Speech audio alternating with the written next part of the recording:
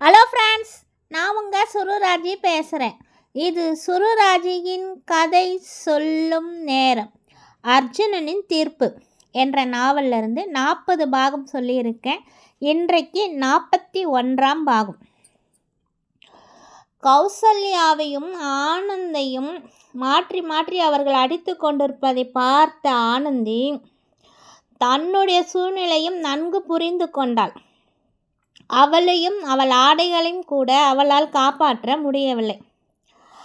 ஆனந்தியும் தன் அண்ணனையும் கௌசல்யாவையும் காப்பாற்ற முடியாமல், தன் ஆடைகளையும் காப்பாற்ற முடியாமல் அப்படியே மயங்கி கீழே வீழ்ந்தாள் ஆனந்தி.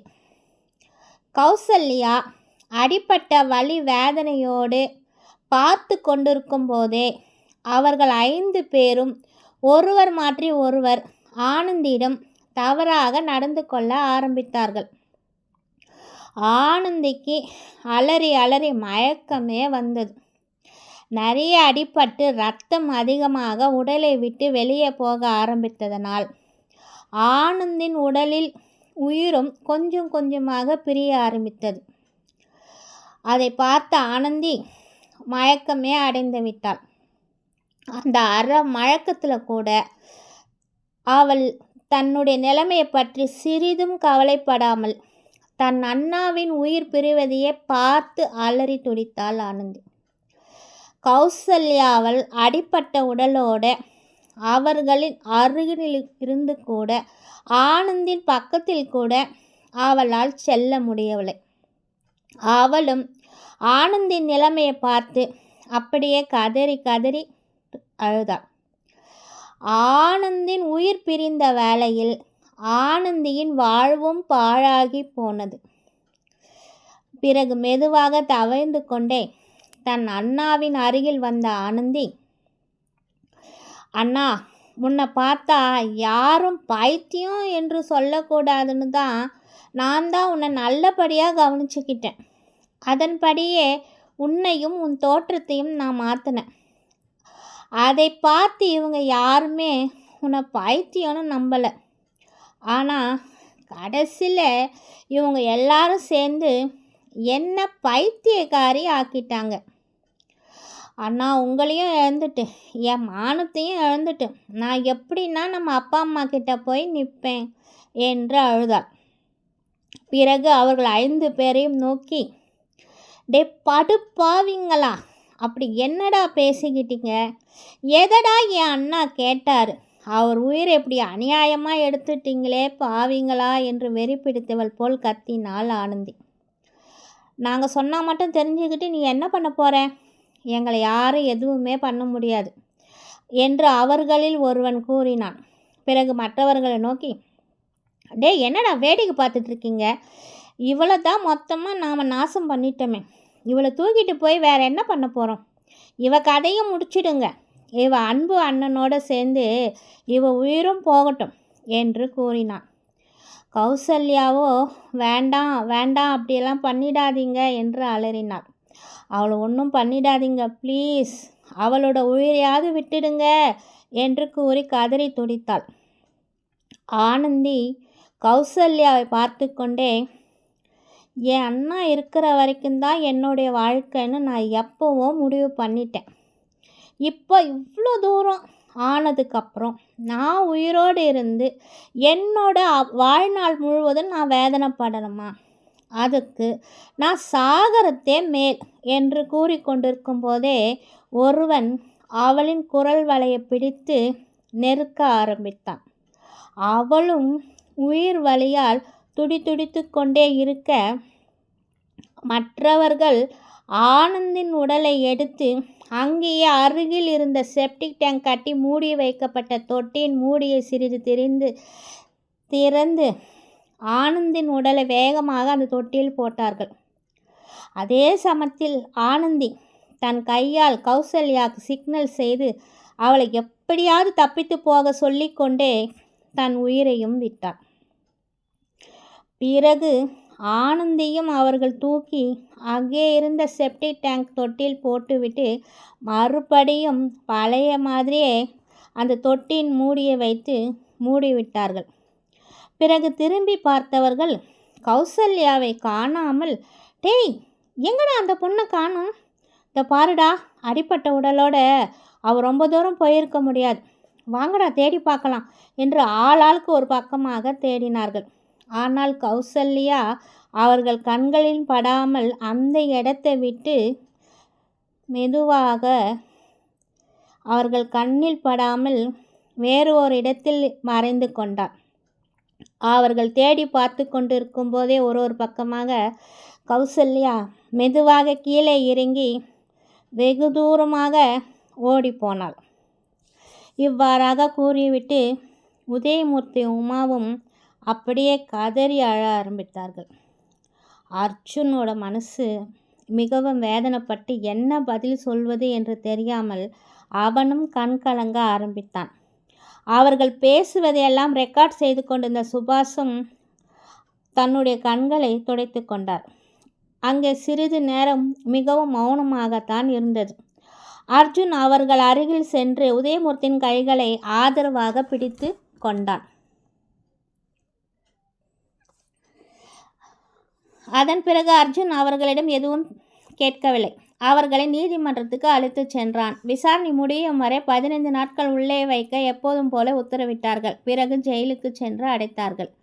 அங்கே இருந்த வார்டனிடம் அர்ஜுனன் பேசினான். மற்ற போலீஸ் அதிகாரிகளிடம் தனிப்பட்ட முறையில் சந்தித்து பேசினான் அர்ஜுன். அவர்கள், சார் நீங்கள் கவலைப்படாதீங்க, அவங்களுக்கு எந்த பிரச்சனையும் வராமல் நாங்கள் பார்த்து கொள்கிறோம். அப்படி ஏதாவது பிரச்சனை என்றால் கண்டிப்பாக உங்களுக்கு தான் நாங்கள் முதலில் தகவல் சொல்கிறோம் என்று கூறினார்கள். பிறகு அர்ஜுன் உதயமூர்த்தி உமா அவர்களிடம் சென்றான். இங்கே பாருங்க, உங்கள் 2 பேரையும் தனித்தனியான செல்லில் தான் அழைச்சிட்டு போவாங்க. 15 நாட்கள் நீங்கள் இங்கே இருக்கணும். என்னை தவிர வேறு யாராவது வந்து எந்த கேள்வி கேட்டாலும் நீங்கள் இருவரும் எந்த பதிலும் சொல்ல வேண்டாம். அதனால் ஏதாவது பிரச்சனை வந்தால் அதை நான் பார்த்து கொள்கிறேன். நீங்கள் இப்போ அமைதியாக எல்லாத்தையும் மறந்துட்டு இருங்க. அப்புறமா வந்து உங்களை நான் பார்த்து பேசுகிறேன் என்று கூறிவிட்டு திரும்பியவன் பிறகு உடனே அவர்கள் பக்கம் திரும்பவும் அவர்கள் அருகில் சென்றான். இங்கே பாருங்கள், இனிமேல் அவந்திகாவை பற்றி நீங்கள் கவலைப்பட வேண்டாம். அவளை எந்த அளவுக்கு சந்தோஷமாக வச்சுருக்க முடியுமோ அந்த அளவுக்கு நானும் அவளை பத்திரமா பார்த்துப்பேன். ஏன் அப்பா அம்மாவும் அவளை ரொம்ப அன்பாக பார்த்துப்பாங்க என்றான் அர்ஜுன். சார், இப்போது நான் சொன்னது எதுவும் அவந்திகாவுக்கு தெரிய வேண்டாம் என்று கூறி அழுதார்கள் உதயமூர்த்தியும் உமாவும். கண்டிப்பாக நானும் அவகிட்ட எதையும் சொல்ல மாட்டேன். அப்படியே அவளுக்கு ஏதாவது தெரிஞ்சாலும் கவலைப்படாதீங்க. அந்த சமயத்தில் நான் அவள் பக்கத்திலே இருந்து சமாளிச்சுப்பேன். நீங்கள் தைரியமாக இருங்க. நான் திரும்ப உங்ககிட்ட வந்து பேசுகிறேன் என்று கூறிவிட்டு சென்றான் அர்ஜுன். அன்று இரவு மறுநாள் பகல் முழுவதும் அர்ஜுன் வீடு திரும்பவே இல்லை. கமிஷனர் அலுவலகத்தில் சென்று அவர்கள் இருவரும் அளித்த வாக்குமூலத்தை போட்டு காட்டினான். அந்த கேஸ் பற்றிய விவரங்களை எல்லாம் முழுமையாக அலசி ஆராய்ந்ததனால் தன்னிடம் கேள்வி மேல் கேள்விகளை கேட்ட அனைத்து போலீஸ் அதிகாரிகளுக்கும் பத்திரிகை நண்பர்களுக்கும் பதில் அளித்து கொண்டே வந்தான் அர்ஜுன். இன்னும் நான் உங்ககிட்ட முழுமையான விசாரணையை முடிக்கவில்லை. கொலை செய்யப்பட்டவர்கள் எந்த காரணத்திற்காக ஆனந்தியும் மற்றும் கௌசல்யம் கொன்றார்கள் என்று தெரியல. அவங்க 5 பேருக்கும் போனில் கட்டளையிட்ட அந்த நபர் யாருன்னு முதல்ல கண்டுபிடிக்க வேண்டும் என்று சொன்னான் அர்ஜுன். ஆனால் கௌசல்யா இங்கு வந்து உண்மைகளை சொன்ன பிறகுதானே இறந்தாள் என்று கேட்டார் ஒரு பத்திரிகை நண்பர். ஒருவேளை என்ன நடந்ததுன்ற உண்மையை இவர்களிடம் சொல்ல வேண்டும் என்றே அவள் உயிரை கையில் பிடித்து கொண்டு வந்திருக்கலாம். ஆனால் போஸ்ட்மார்ட்டம் ரிப்போர்ட்டில் கௌசல்யாவை அடித்த அடியில் தான் உயிர் பிரிந்திருக்கிறது என்று தெளிவாக தெரிகிறது என்றான் அர்ஜுன். குற்றாலத்தில் இருந்த அந்த கட்டிடத்தில் பரிசோதனை பார்த்து விட்டீர்களா என்றார் மற்றொரு பத்திரிகை நண்பர். இப்போ அங்கே கட்டிடம் கட்டி முடிக்கப்பட்டு பல குடும்பங்கள் வந்து தங்கியிருக்கின்றன. போலீஸ் பாதுகாப்போடு சென்று தான் அந்த கட்டிடத்தை முழுமையாக பரிசோதனை செய்ய வேண்டும். நானும் சுபாஷ் சாரும் இப்போது அங்கு தான் நேராக செல்கிறோம் என்று கூறிக்கொண்டே எழுந்தான் அர்ஜுன். அர்ஜுன் சார், கடைசியாக ஒரு கேள்வி என்றார் ஒரு பத்திரிகை நண்பர். என்ன என்று கேட்டான் அர்ஜுன்.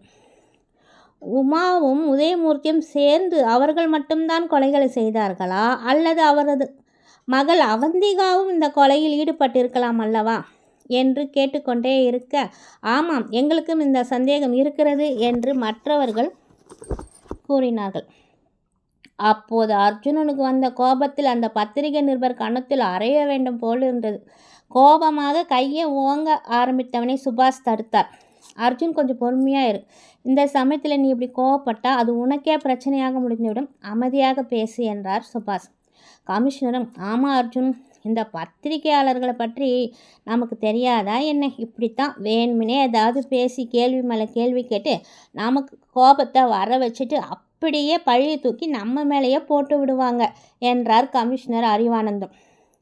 என்ன அர்ஜுன் சார், எதுவுமே பேச மாட்டீங்க, அமைதியாக இருக்கீங்க என்று மறுபடியும் அர்ஜுனனை சீண்டினான் அவன்.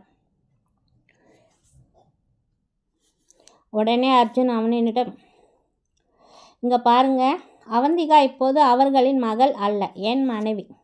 இன்னும் அவளோட அண்ணா அக்கா இறந்த விவரமே அவளுக்கு தெரியாது. அப்போ மற்ற விஷயங்களும் அவளுக்கு தெரிந்திருக்க வாய்ப்பில்லை.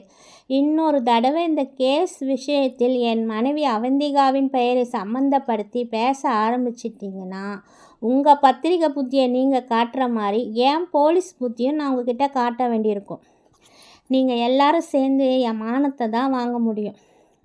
ஆனால் நான் உங்கள் எல்லாரையும் அரெஸ்ட் பண்ணி உங்கள் உயிரையே எடுக்க முடியும். பார்த்து நடந்துக்கோங்க என்று மிகவும் கோபமாக கூறிவிட்டு அந்த இடத்தை விட்டு சென்றான் அர்ஜுன்.